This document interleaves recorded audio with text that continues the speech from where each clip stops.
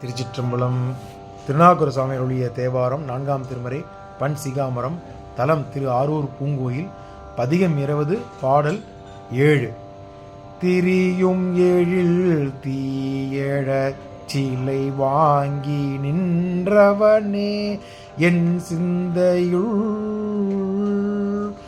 திரியும் மூன் எழில் தீயழ சிலை வாங்கி நின்றவனே என் சிந்தையுள். பிரியும் ஆறு எங்கனே பிழைத்து போகல் ஒட்டேனே. பிரியும் ஆறு எங்கனே பிழைத்தேயும் போகல் ஒட்டேன்.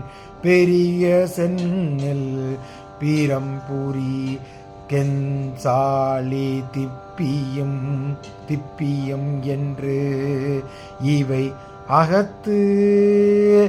பெரிய சென்னல் பீரம்புரி செந்தாலி சாலி திப்பியம் என்று இவை அகத்து. அறியும் தன் கழனி அணி ஆரூர் அம்மானே. அறியும் தன் கழனி அணி ஆரூர் அம்மானே. ஆரூர் அம்மானே. சிற்றம்பலம். இந்த 7ஆம் பாடல் விளக்கத்தை பார்த்து விடலாம். இந்த 7ஆம் பாடலில் பாரம்பரிய நெல் வகைகளை பற்றி குறிப்பிடுகின்றார்.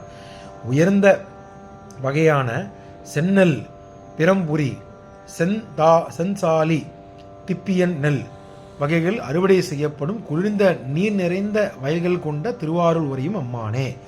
வானத்தில் திரியும் 3 கோட்டைகளை தீயில் பற்றி எரியுமாறு வெள்ளை ஏந்தி நின்றவனே, நீ எனது சிந்தனையில் நிறைந்து நின்று விட்டாய். நீ எந்த வகையிலும் என்னை விட்டு பிரிந்து போகுமாறு நான் தவறியும் அனுமதிக்க மாட்டேன்.